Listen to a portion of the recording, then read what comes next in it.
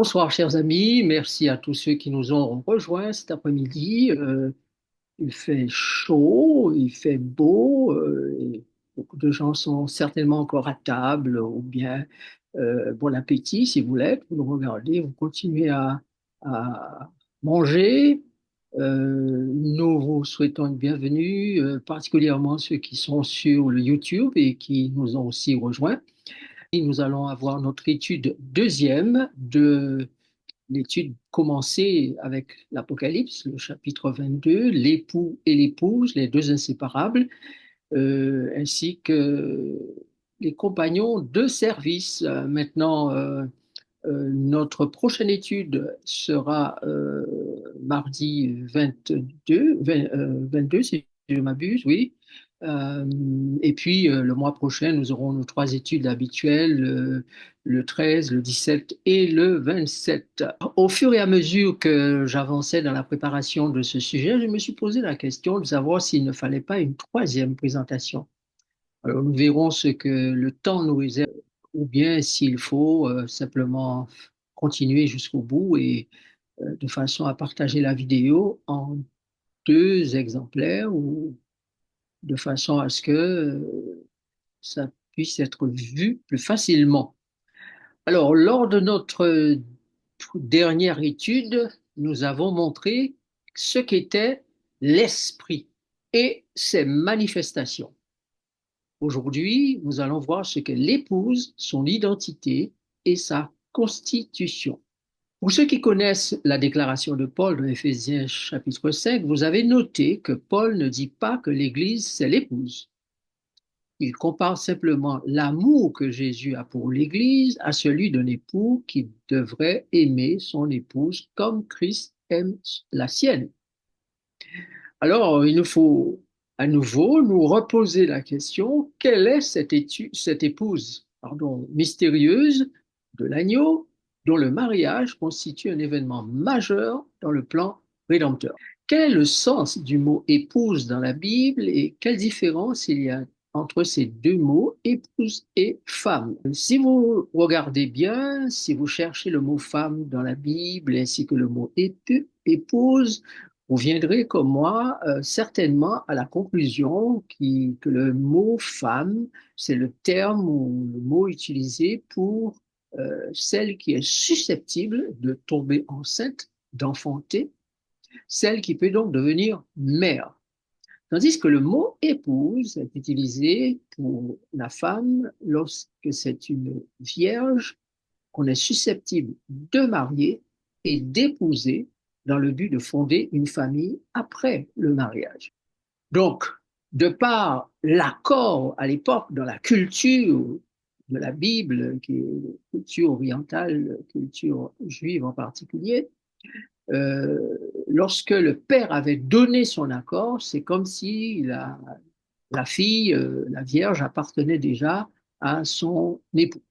Dans ces derniers temps, l'image est difficilement parlante puisque aujourd'hui, on n'a plus les mêmes pratiques. Mais une fois que le père a donné son accord, a reçu sa dot, eh bien, le mariage public se programme après, mais la fille est déjà appartenant au mari, à l'époux.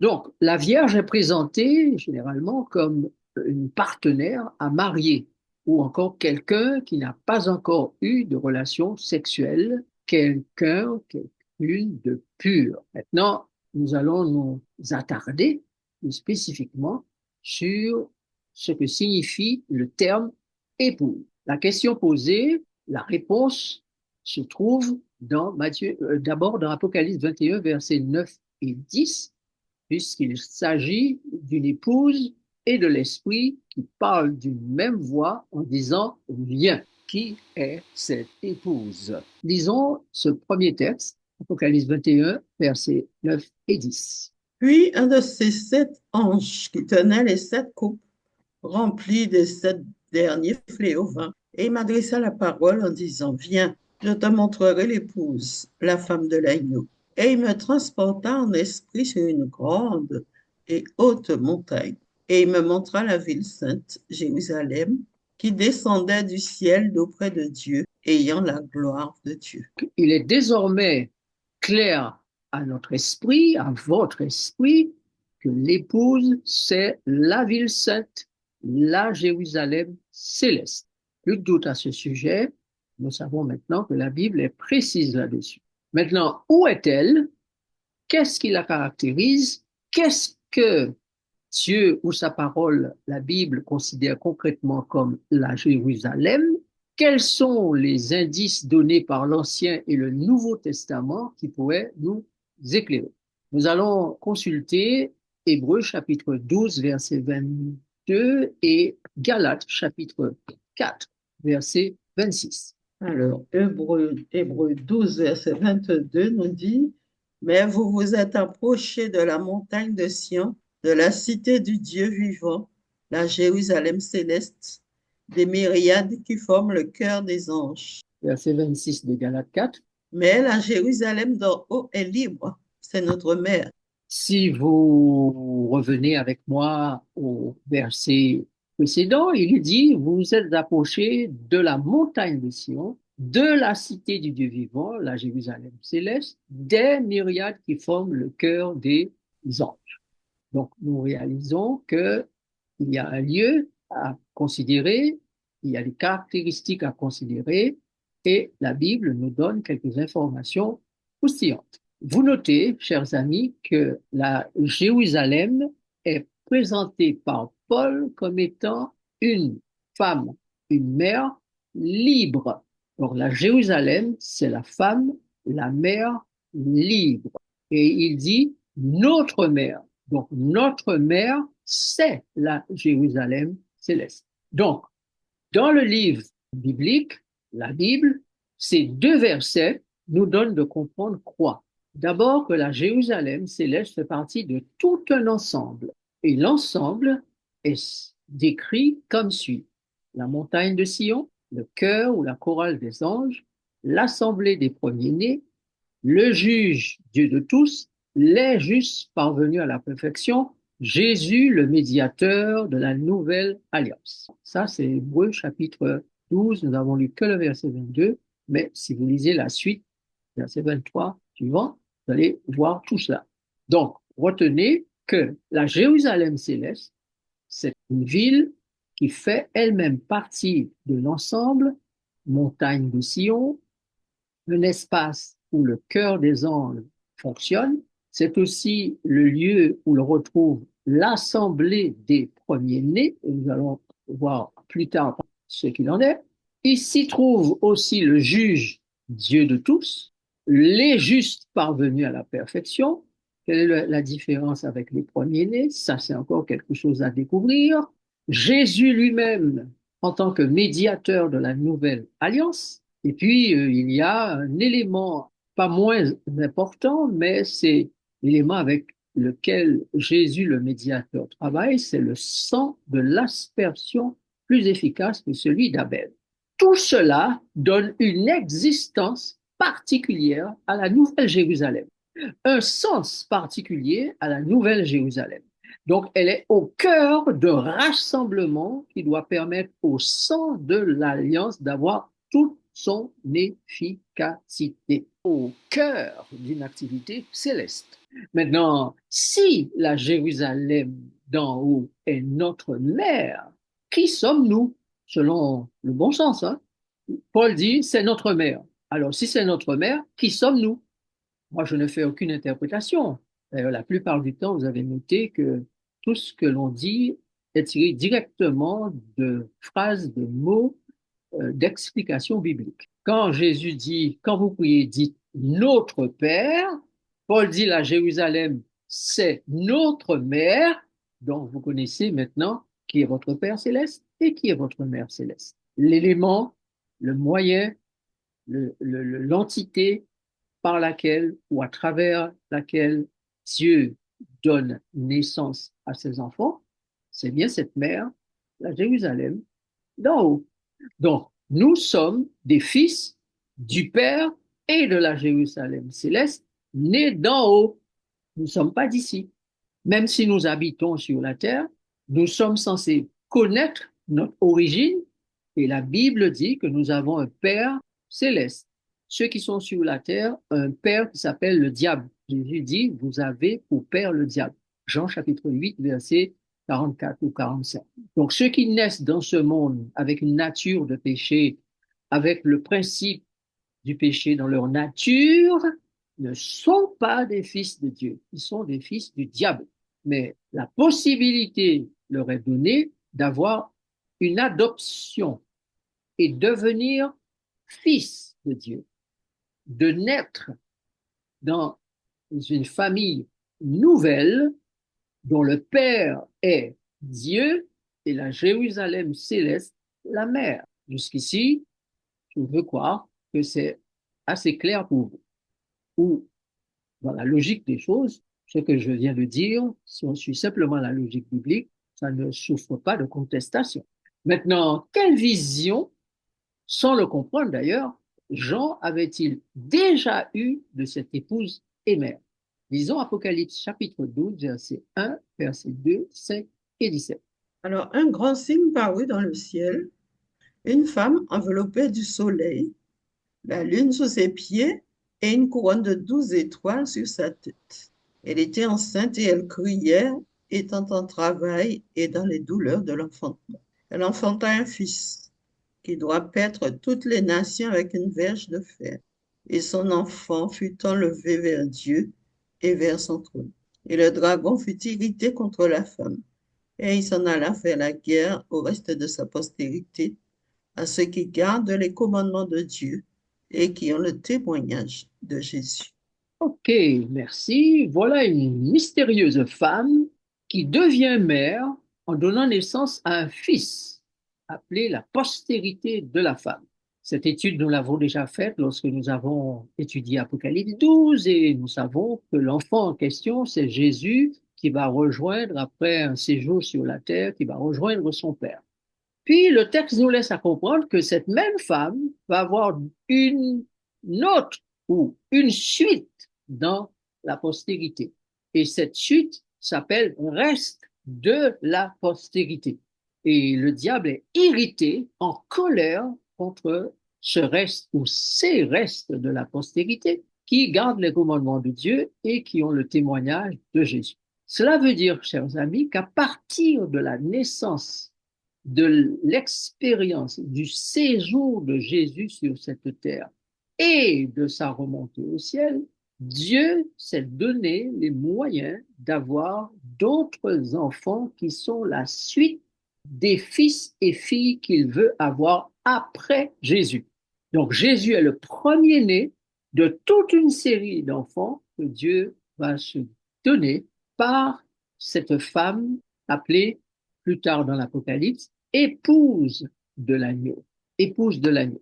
Maintenant, est-ce que la femme d'Apocalypse 12 peut être considérée comme étant la femme ou l'épouse d'Apocalypse 21? C'est ce que nous allons voir et déduire tout au long du reste de l'étude que nous sommes en train de faire. Maintenant, au moment où le dragon aura la domination sur les peuples, les habitants de la terre, que la femme a fui dans le désert et que le diable va la persécuter, va piétiner la vérité et réussir dans ses entreprises, comme le précise Daniel le prophète, Dieu va donner naissance à ces restes de la postérité, à la suite de la postérité. Et avec Jésus, il constitue les premiers-nés, parce que Jésus est appelé prémisse et les restes de la postérité sont aussi appelés prémices. Donc, premier fruit. Donc, ce sont les premiers-nés de cette femme qui aussi seront les derniers, puisqu'il est dit les premiers seront les derniers et les derniers les premiers. Qui donne naissance et existence à Jésus? Qui? En lisant l'évangile de Luc, nous avons la réponse, n'est-ce pas? Vous connaissez le texte qui dit, Luc 1, verset 35, le Saint-Esprit surviendra sur toi et la puissance du Très-Haut te couvrira de son ombre. C'est pourquoi le Saint-Enfant qui naîtra de toi sera appelé Fils de Dieu. Donc, la mère de Jésus, celle qui donne naissance à Jésus véritablement, qui le couvre et le fait naître, exister et naître, c'est le Saint-Esprit. Marie n'est qu'une mère porteuse, celle qui doit être considérée véritablement comme la mère de Jésus, c'est l'Esprit Saint. On dit mère de Jésus, on veut parler de Jésus né dans ce monde. Maintenant, remarquez que Jésus, lorsqu'on lui présente sa mère et son père, il dit ton père et ta mère te demandent, il refuse cela. Il n'a pas de père et il n'a pas de mère ici-bas, comme les hommes veulent le désigner. Jésus dit, ces personnes qui sont autour de moi, voilà ma mère et voilà mon père. Ce qui veut dire, si l'on réfléchit un petit peu, et l'on commence à comprendre que l'expression femme ou épouse dans le contexte de l'union avec Christ, cette expression-là se réfère à des fils, à des enfants de Dieu. Donc ce sont les fils, les enfants de Dieu, les enfants de l'Esprit qui sont appelés postérité, reste de la postérité, épouse, mère, etc., etc. Donc, une expression qui prend plusieurs sens, donc fils de Dieu, premier-né, voilà, prémisse, etc., vont constituer un groupe, et ce groupe-là, Dieu dit qu'il l'épouse. D'ailleurs, Ésaïe chapitre 54 dit, l'Éternel s'appelle notre époux. L'Éternel parlant à Israël, il dit, je suis ton époux. Jésus dit, ce qui est né de la chair est chair, et ce qui est né de l'esprit est esprit. Donc, ce ne sont pas les enfants de la chair qui peuvent devenir fils et filles de Dieu pour occuper une place dans la nouvelle Jérusalem, l'épouse du Christ, mais ce sont les enfants de l'esprit. L'esprit, c'est lui qui vivifie, dit Jésus. La chair ne sert de rien. Les paroles que je vous ai dites sont des paroles destinées à l'esprit et à la vie. D'ailleurs, elles sont elles-mêmes, ces paroles, esprit et vie.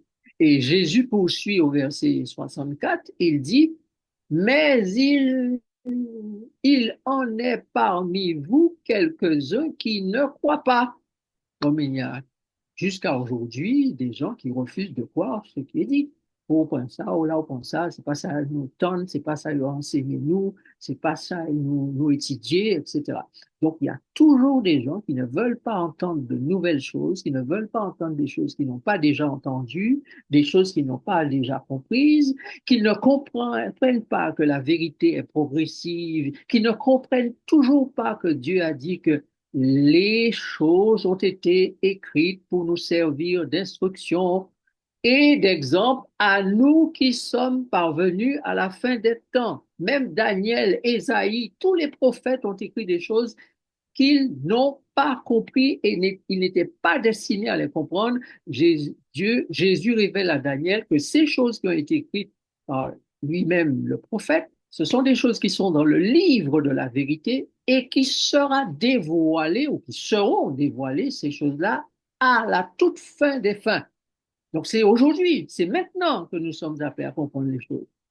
Donc, si vous êtes venus il y a quelques années, les pasteurs et les anciens qui ont enseigné et qui étaient de l'époque où pratiquement celle des pionniers, qui n'avaient pas tout compris, mais tout ne pouvait pas vous être dit à ce moment-là.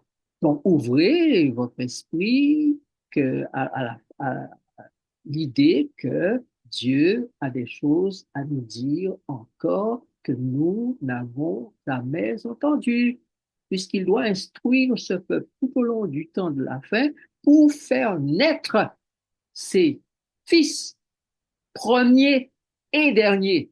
Donc vous qui habitez la terre en ces temps-ci, vous êtes appelés à avoir des songes, des visions, des révélations de la part du Seigneur pour comprendre ce que vous devez comprendre aujourd'hui. Hélène White n'a pas tout eu comme songe, elle n'a pas tout eu comme vision et elle n'a pas tout eu comme compréhension non plus des choses de la fin.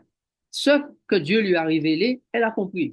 Oui, elle a compris. Mais il y a encore des choses que Dieu veut nous faire savoir. Pourquoi donc se bloquer sur Ellen White, Ellen White, Ellen White? Bloquons-nous sur ce que dit la Bible, étudions avec la Bible si ce qui n'est pas nécessairement dit dans l'esprit de prophétie est la vérité. Ce n'est pas la vérité.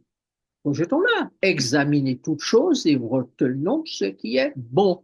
Donc, aujourd'hui, nous comprenons qu'étant des enfants nés de l'Esprit pour participer à l'exercice de la Nouvelle Jérusalem, nous sommes des individus à double personnalité. Vous n'êtes et n'avez jamais été une seule personne. Vous êtes et vous serez jusqu'à nouvel ordre deux personnes. Une née de l'Esprit et une née de la chair. Donc, il faut comprendre ça. Donc, si vous comprenez que vous êtes une personne née de l'esprit et une personne née de la chair, vous êtes deux. Donc, soit vous laissez dominer une ou l'autre, soit vous essayez, si vous essayez de vivre les deux à la fois, eh bien, ça ne fonctionne pas. Vous n'allez pas grandir, vous n'allez pas vous développer, vous resterez né spirituel et vous n'atteindrez pas la maturité. Donc, pour atteindre cette maturité, il faut choisir entre la vie de la chair, dépendante de la chair, et la vie de l'esprit. Parce que la chair, elle sera livrée à Satan et l'esprit retourne à Dieu qui l'a donné. C'est ce que dit la Bible. Je n'invente rien. Donc, la Bible est claire sur le fait que nous sommes chair, domaine du péché, et qui sera finalement détruit parce que ce domaine-là, c'est le domaine infecté, diabolique. Par contre, Dieu souhaite nous donner une nouvelle naissance. C'est celle de l'esprit. Et Paul dit dans 1 Corinthiens chapitre 5, verset 5, texte que nous avons déjà lu, n'est-ce pas?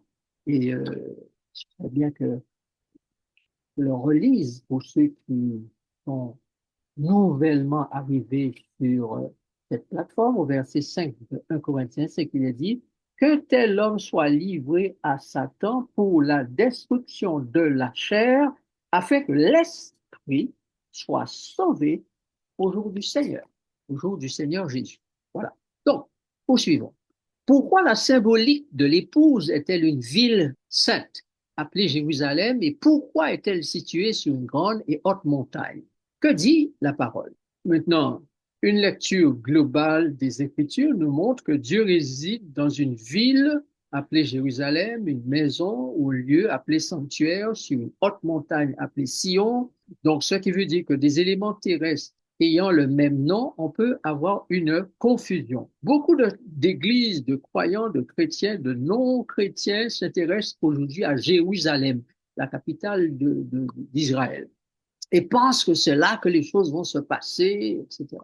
Mais la confusion qu'il y a entre le terme Jérusalem du Nouveau Testament et de l'Ancien aussi, parce que ça fait référence au Nouveau, et qui concerne la cité qui n'est pas une cité terrestre, mais céleste, est grande pour beaucoup de gens. Mais il est temps que vous et moi, nous comprenions que cette Jérusalem terrestre n'a rien ou plus rien à voir avec les directives et le plan divin. Jésus a été clair. Votre maison vous sera laissée déserte. Désormais, il donne un ordre à ses disciples. Tournez-vous vers les habitants de Jérusalem, les habitants de la Samarie, les habitants qui sont aux extrémités de la terre.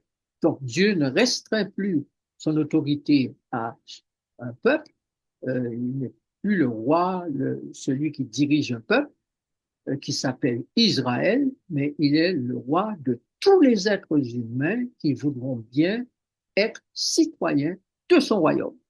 Donc l'Ancien Testament nous décrit des ombres ou encore des images des choses invisibles ou futures. La réalité du futur en Christ, la réalité des choses invisibles, la réalité des choses qui se passent dans le monde invisible sont toutes, je dis bien toutes, décrites dans l'Ancien Testament. Il n'y a aucune pratique satanique que Dieu nous a laissé cacher. Il touche, et c'est pour ça que beaucoup de gens se disent, mais pourquoi il y a autant de sang versé? Pourquoi il y a autant de gens qui sont des prophètes ou des rois ou des enfants de Dieu qui commettent autant de crimes, de magouilles, Mais Dieu est en train de démontrer tout ce que la nature de Satan peut produire. Tout ce que la nature diabolique peut produire est décrit dans l'Ancien Testament, plus ce qui est décrit dans le Nouveau Testament. Donc, nous ne sommes pas laissés ignorants. D'ailleurs, Jésus a dit à ses disciples, dans l'évangile de Luc, chapitre 8, verset 43, si je ne m'abuse, je vous ai tout dit. Et voici ce qu'il a ajouté dans l'évangile de Jean, chapitre 4. Femme, lui dit Jésus, crois-moi, l'heure vient où ce ne sera ni sur cette montagne, ni à Jérusalem que vous adorerez le Père. Mais l'heure vient, et elle est déjà venue, où les vrais adorateurs adoreront le Père en esprit et en vérité, car ce sont là les adorateurs que le Père demande. Jean chapitre 4, versets 21 et 23. Donc, alors, lisons ces textes bibliques et comprenons, continuons à découvrir qu'est-ce que Dieu veut nous faire comprendre par le terme épouse ou Jérusalem nouvelle ou céleste. Apocalypse 21, verset 10. Et il me transporta en esprit sur une grande et haute montagne. Et il me montra la ville sainte, Jérusalem, qui descendait du ciel d'auprès de Dieu, ayant la gloire de Dieu.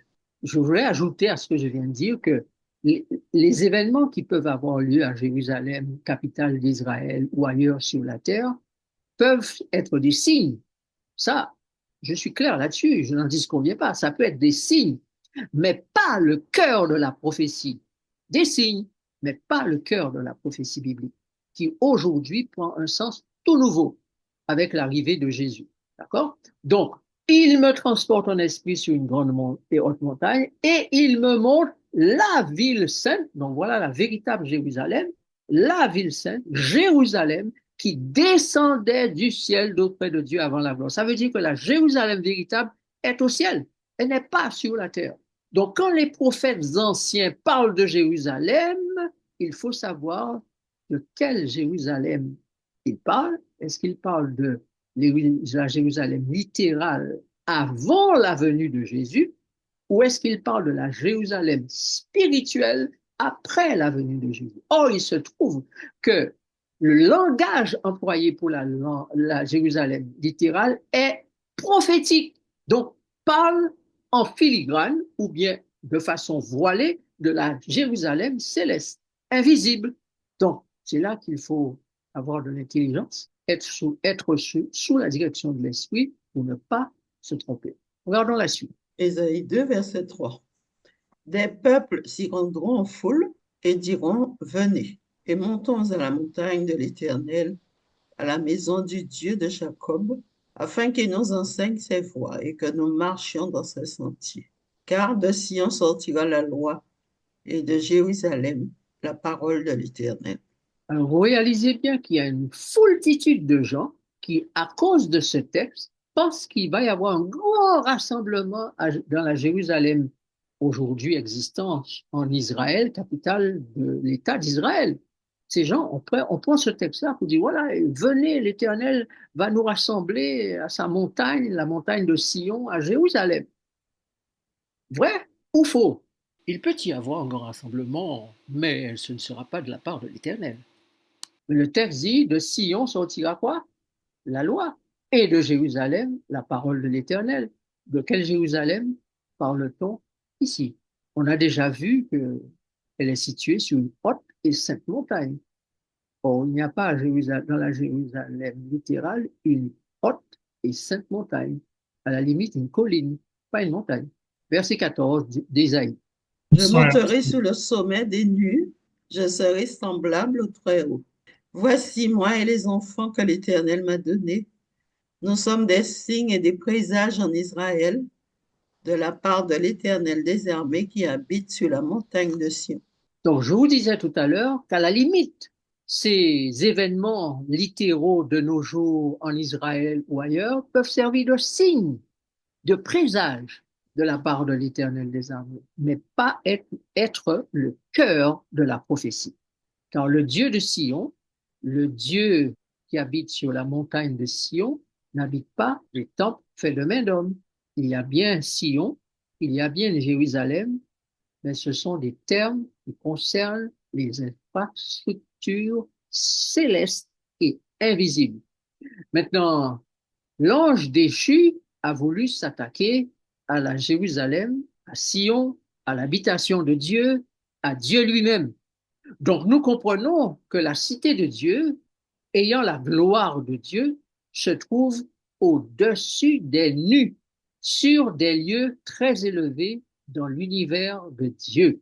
Et si vous avez le temps et vous avez le désir brûlant dans votre cœur, prenez le psaume 68 et lisez particulièrement les versets 16 et 18 où Dieu parle de sa montagne. Montagne de Dieu, montagne de Basan, montagne aux cimes nombreuses, montagne de Basan, pourquoi, montagne aux cimes nombreuses, avez-vous l'envie contre la montagne que Dieu a voulu pour résidence? Donc, si vous lisez, comprenez bien le texte, vous allez voir que montagne ici signifie peuple, créature de Dieu. Dieu a créé des catégories de créatures.